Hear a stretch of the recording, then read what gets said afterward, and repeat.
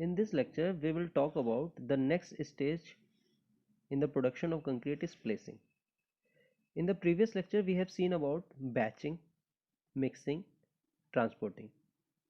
कहने का मतलब है कि अब हमारा कंक्रीट ट्रांसपोर्ट होके अपनी लोकेशन पे पहुंच गया है, तो क्या वो सफिशिएंट होगा? ठीक है, क्योंकि अब हमें स्ट्रक्चरल एलिमेंट बनाना है कंक्रीट का, तो हमें कंक्रीट को पोर करना पड़ेगा, यानी कि इस पोरिंग प्रोसेस को हम कहते हैं प्लेसिंग। और ये जो हम पोरिंग करते हैं ये हमें बहुत प्रिकॉशंस के साथ करना है ताकि कंक्रीट अपनी प्रॉपर्टीज को लूज ना करे। ठीक है, तो डिफरेंट केसेस होते हैं जिसमें हम कंक्रीट को प्लेस करते हैं। अब डिफरेंट केसेस में क्या प्रिकॉशंस लिया जाता है वो हम जानते हैं। ठीक है, तो सबसे पहला केस है फाउंडेशन। हम जानते हैं कि जैसे अगर हम फाउंडेशंस बना रहे हैं तो हम कंक्रीट की भी फाउंडेशन बना सकते हैं, और कंक्रीट की जो फाउंडेशन होती है वो बिलो द ग्राउंड सरफेस होती है। तो क्या क्या प्रिकॉशंस लेने हैं before placing the concrete in that foundation? ठीक है, तो before placing concrete in foundation all loose earth roots of trees are remove, यानी कि जिस सरफेस में हमें कंक्रीट को पोर करना है वहां से मिट्टी हटा दीजिए। ठीक है, मिट्टी मतलब कि लूज अर्थ। ठीक है, लूज अर्थ हटा दीजिए, और जो रूट्स हैं अगर उस प्लेस पे आ रहे हैं, उस सरफेस पे आ रहे हैं, तो रूट्स को भी आपको क्या करना है, रिमूव करना है। ठीक है, अगर वो surface, if the surface is dry, यानी कि वो सरफेस ड्राई है, तो उसको हमें, उसमें हमें वाटर स्प्रिंकल करना पड़ेगा। क्यों वाटर स्प्रिंकल करना पड़ेगा? क्योंकि अगर वो ड्राई है तो अगर उस पर कंक्रीट पोर करेंगे तो वो कंक्रीट से मॉइस्चर को अब्जॉर्ब कर लेगा। ठीक है, और अगर मॉइस्ट है या तो वाटर वहाँ पे प्रेजेंट है तो हमें पूरा वाटर रिमूव करना पड़ेगा और फिर थोड़ी सी सीमेंट स्प्रिंकल कर देंगे, फिर हम उस पर कंक्रीट की पोरिंग करेंगे। तो ये प्रिकॉशंस लिया जाता है फाउंडेशन में जब हम कंक्रीट को पोर कर रहे हैं। ठीक है, अब नेक्स्ट आता है बीम कॉलम्स एंड स्लैब में। बीम्स कॉलम्स एंड स्लैब में जब हम पोर कर रहे हैं कंक्रीट या तो प्लेस कंक्रीट को कर रहे हैं तो क्या क्या प्रिकॉशंस लेने पड़ते हैं? देखिए, बीम कॉलम्स एंड स्लैब बहुत ही ज़्यादा इंपॉर्टेंट स्ट्रक्चरल एलिमेंट है, क्योंकि अगर ये फेल कर गए तो आपका पूरा स्ट्रक्चर फेल कर जाएगा। ठीक है, तो हम बेसिकली क्या करते हैं, हम बिफोर प्लेसिंग कंक्रीट, ठीक है, the formwork should be check for correct alignment as they should be adequately rigid to withstand the weight of concrete. कहने का मतलब है कि जब हम बीम का या तो कॉलम या तो स्लैब का हम फॉर्मवर्क तैयार करते हैं, या तो हम एक टेम्परेरी मोल्ड तैयार करते हैं और उसी में हम कंक्रीट को प्लेस करते हैं। ठीक है, चाहे वो कॉलम हो, चाहे बीम हो, चाहे हम स्लैब हो। ठीक है, तो हम उसी में कंक्रीट को पोर करते हैं। तो जो फॉर्मवर्क हो या तो वो टेम्प्रोरी मोल्ड जो हो उसका अलाइनमेंट करेक्ट होना चाहिए, क्योंकि अलाइनमेंट अगर करेक्ट नहीं होगा तो जो स्ट्रक्चर एलिमेंट बना रहे हैं उनका भी, उनमें भी डिफॉर्मेशन प्रोड्यूस हो जाएगा। और ये जो फॉर्मवर्क होने चाहिए सफिशिएंटली रिजिड होने चाहिए, क्योंकि इनमें हम कंक्रीट पोर करेंगे तो इन पे वेट ऑफ कंक्रीट का एक लोड एक्ट करेगा। तो अगर ये रिजिड नहीं होंगे तो डिफॉर्मेशन प्रोड्यूस हो जाएगी, डिफॉर्मेशन प्रोड्यूस हो जाएगी तो कंक्रीट में डिफेक्ट प्रोड्यूस हो जाएंगे। ठीक है, और कंक्रीट को पोर करने से पहले जो इनसाइड सरफेसेस है फॉर्म्स का, उनको हमें क्लीन कर देना चाहिए अच्छी तरीके से, और साथ ही साथ उन पे हमें ऑयलिंग कर देनी चाहिए, ताकि हम जो कंक्रीट इसमें पोर कर रहे हैं हार्डन होने के बाद जो फॉर्म वर्क हो वो आसानी से हम निकाल सकें।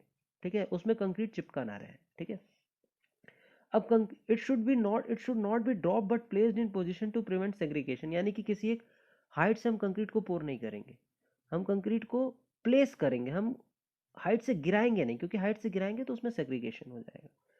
ठीक है, अगर सेग्रीगेशन हो जाएगा, क्लियर है। It should be placed at one point in formwork and allowed to flow sideways to take care of honeycombing. ठीक है, हम पूरे फॉर्मवर्क में कंक्रीट को नहीं प्लेस करेंगे, हम क्या करेंगे, एक पॉइंट पे प्लेस करेंगे और वो साइडवेज उसको फ्लो होने देंगे। ठीक है, ताकि हनी कॉम्बिंग आपका कंक्रीट में फॉर्म ना हो। ठीक है, अब हम क्या करते हैं, फॉर्मवर्क में हम लेयर वाइज में कंक्रीट को पोर करते हैं। पहली लेयर की है, फिर उसके बाद दूसरी लेयर की, और फिर उसके बाद तीसरी लेयर की है। ठीक है, इसी तरह हम लेयर्स में हम कंक्रीट को पोर करते हैं। तो जब पहली लेयर हमने कंक्रीट को पोर किया तो हो सकता है कि उसमें लैटेंस जनरेट हो जाए। लैटेंस क्या होता है कि जो कंक्रीट में फाइन पार्टिकल्स होंगे वो वाटर के साथ ऊपर बह के कंक्रीट के सरफेस पे आ जाए। ठीक है, तो इसको हम कहते हैं लैटेंस। तो जब लैटेंस जनरेट हो रहा है तो उस लैटेंस को रिमूव करेंगे नेक्स्ट लेयर पोर करने से पहले, क्योंकि अगर लैटेंस प्रेजेंट होगा तो पहली लेयर और नेक्स्ट लेयर के बीच में बॉन्ड अच्छा नहीं बन पाएगा। ठीक है, तो एक कोल्ड जॉइंट क्रिएट हो जाएगा। ठीक है, तो हम लैटेंस भी क्या करेंगे, रिमूव कर देंगे। क्लियर, तो ये प्रिकॉशंस ली जाती है बीम्स कॉलम्स एंड स्लैब में जब हम प्लेसिंग ऑफ कंक्रीट करते हैं। तो नेक्स्ट है मास कंक्रीटिंग। जब हम मास कंक्रीटिंग कर रहे हैं तब हमको क्या क्या प्रिकॉशन लेना है, आइए हम ये देखते हैं। ठीक है, मास कंक्रीटिंग का मतलब है जब हम राफ्ट फाउंडेशन बना रहे हैं या तो डैम्स एंड ब्रिजेस बना रहे हैं, तो यानी कि कंक्रीट को हमें लार्ज अमाउंट में कंक्रीटिंग हमें लार्ज अमाउंट में करनी पड़ती है। तो हम कैसे कंक्रीटिंग करते हैं, तो हम इसमें कंक्रीट को प्लेस करते हैं लेयर में, यानी कि लेयर में कंक्रीट को प्लेस करते हैं या तो पोर करते हैं। हर लेयर की थिकनेस कितनी होती है, 35 से 45 सेंटीमीटर। ठीक है, अगर हम कई लेयर एक साथ पोर कर दिए, यानी कि सक्सेशन में पहली लेयर के फिर दूसरी लेयर के, without much gap of time, तो जो सक्सेशन में कई लेयर्स हम पोर कर रहे हैं उसको हम कहते हैं लिफ्ट। ठीक है, फिर जब लिफ्ट हो गई, यानी कि एक लिफ्ट तैयार हो गई, क्लियर है, फिर उसके बाद हम जब दूसरी लिफ्ट प्रिपेयर करेंगे तो पहली लिफ्ट के सरफेस में हम लैटेंस को रिमूव कर देंगे, और साथ ही साथ पहली लिफ्ट के सरफेस को हम क्या करेंगे, रफ बना देंगे, ताकि जो दूसरी लिफ्ट हम इस पे डालें, ठीक है, तो इन दोनों के बीच में बॉन्ड अच्छा बन जाए। क्लियर है, तो हम ये सब प्रिकॉशंस लेते हैं मास कंक्रीटिंग करते समय। अब अगर हम कंक्रीटिंग रनवे और हाईवे पे कर रहे हैं तो क्या कर रहे हैं, ठीक है, कहने का मतलब है कि सपोज हम रोड बना रहे हैं, ठीक है, तो अगर हम रिजिड पेमेंट बना रहे हैं यानी कंक्रीट की रोड बन रहा है, तो हमको मान लीजिए इतनी लेंथ की रोड बनानी है। ठीक है, तो हम एक साथ एक ही स्ट्रेच में पूरी लेंथ को नहीं कवर कर सकते हैं कंक्रीट की। ठीक है, तो ये पॉसिबल नहीं है। तो हम क्या करते हैं, इसीलिए बेस में हम कंस्ट्रक्ट करते हैं, यानी कि हम कहने का मतलब है इतनी लेंथ को हम डिवाइड कर लेते हैं। ठीक है, बेस में बेसिकली कह सकते हैं कि रेक्टेंगुलर कंपोनेंट्स में हम इसको डिवाइड कर लेते हैं, और हम जो कंक्रीटिंग करते हैं वो बेस में करते हैं, ये इसको हम कहते हैं बेस। ठीक है, इसको कहते हैं हम बेस।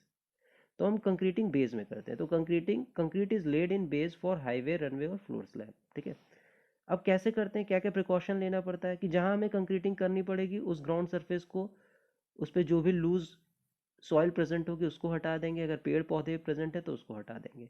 ठीक है, अब जो जगह पे कंक्रीटिंग करनी है वहाँ पे जो सॉइल प्रेजेंट है उसको अच्छी तरीके से कॉम्पैक्ट कर देंगे, उसको डैम्प कर देंगे। डैम्प करना मतलब है उसको मॉइस्ट कर देंगे। मॉइस्ट इसलिए करते हैं ताकि वो कंक्रीट से जब उस पर पोर करें तो वो मॉइस्चर एब्जॉर्ब ना करे। ठीक है, फिर हम कंक्रीटिंग करते हैं अल्टरनेट बेस में। फिर अल्टरनेट बेस का मतलब क्या है, हमने रेक्टेंगुलर कंपार्टमेंट्स में उस पूरी लेंथ को डिवाइड कर लिया, तो पहले हम इसमें कंक्रीटिंग करेंगे, फिर इसमें करेंगे, फिर इसमें करेंगे, फिर इन सबको टाइम देंगे कि इसमें सफिशिएंट सिंकेज हो जाए। जब सफिशिएंट सिंकेज हो जाए फिर हम जितनी लेफ्ट आउट बेस है फिर उसमें हम कंक्रीटिंग कर देंगे, तो ये पूरा जो लेंथ है उसमें कंक्रीटिंग हो जाएगी। क्लियर है, तो हम अल्टरनेट बेस में हम इसमें कंक्रीटिंग करते हैं। ठीक है, ताकि हर बेस प्रॉपरली क्या हो जाए, सफिशिएंटली श्रिंक हो जाए। ठीक है, कि बाद में क्रैक्स ना डेवलप हो जब पूरी कंक्रीटिंग हो जाए, तो इसीलिए हम अल्टरनेट बेस में कंक्रीटिंग इसमें परफॉर्म करते हैं। क्लियर है, तो ये हो गया कंक्रीटिंग हाईवे एंड रनवे। अब बात करते हैं concreting under water. Concreting under water सबसे मेजर टास्क होता है। क्यों मेजर टास्क होता है कि अगर हम पानी के नीचे कंक्रीटिंग करते हैं due to pressure of water, वो कंक्रीट क्या हो सकता है, वॉश्ड आउट हो सकता है। तो ये सबसे एक टफ टास्क है सबसे टफ टास्क है कंक्रीटिंग अंडर वाटर करने का। तो इसमें हम क्या करते हैं, इसमें हम कंक्रीटिंग जो करते हैं इसमें हम कंक्रीटिंग करते हैं with the help of tremie pipe. ठीक है, ट्रिमी पाइप का इस्तेमाल करते हैं। ट्रिमी पाइप बेसिकली एक हॉपर पाइप होती है जिसकी सफिशिएंट लेंथ होती है और उसकी डायमीटर होती है 20 सेंटीमीटर। ट्रिमी का मतलब होता है हॉपर, ये एक फ्रेंच वर्ड से आया जिसका मतलब होता है हॉपर। ठीक है, ये 20 सेंटीमीटर की इनकी डायमीटर होती है ताकि ईजी कपलिंग के लिए हो जाए, यानी कि कई शॉर्ट लेंथ की ट्रिमी पाइप्स को हम जोड़ के एक बड़ी लेंथ की पाइप बना दें। ठीक है, तो ये जो हमारी बड़ी लेंथ की पाइप बन गई, इसको हमें जहाँ कंक्रीटिंग करनी है वहाँ प्लेस कर देंगे। जो bottom end of the tremie pipe होगा उसमें हम उसको क्लोज कर देंगे, या तो उसमें हम पॉलीथीन लगा देंगे। ठीक है, पॉलीथीन इसलिए लगाएंगे ताकि वाटर एब्जॉर्ब ना कर सके। ठीक है, वाटर एब्जॉर्ब ना कर सकते। ठीक है, फिर जहाँ पे हमें कंक्रीटिंग करनी थी वहाँ पे हमने ट्रिमी पाइप प्लेस कर दी। ठीक है, फिर हम इसके ऊपर एक फनल लगा दें, इस फनल से हम कंक्रीट को इस ट्रिमी पाइप में पोर करेंगे। उस कंक्रीट की जो स्लम्प होगी वो 150 से 200 mm होगी, यानी कि कंक्रीट जो होगा वो हाई वर्केबिलिटी का होगा। तो इसमें पोर कर दिया। जब पूरी ट्रिमी पाइप में कंक्रीट भर गया तो हम इस ट्रिमी पाइप को लिफ्ट कर लेंगे एक जर्क के साथ। जब हम एक जर्क ऊपर हम एक जर्क प्रोवाइड करेंगे, ठीक है, तो जो कंक्रीट होगा वो नीचे फ्लो होगा। तो कंक्रीट जब नीचे फ्लो होगा तो प्रेशर से इस पॉलीथीन को इस पॉलीथीन को ब्रेक कर देगा और कंक्रीट नीचे पोर होना शुरू हो जाएगा। ठीक है, तो कंक्रीट पोर होना शुरू हो जाएगा। हम तब तक कंक्रीटिंग करते रहेंगे जब तक आपका वाटर सरफेस तक कंक्रीट ना हो जाए। तो हम ऐसे कंक्रीटिंग अंडर वाटर करते हैं। आपको ये ध्यान रखना है कि अंडर वाटर कंक्रीट करने के लिए क्या इस्तेमाल किया जाता है, ट्रिमी पाइप इस्तेमाल किया जाता है। क्लियर है?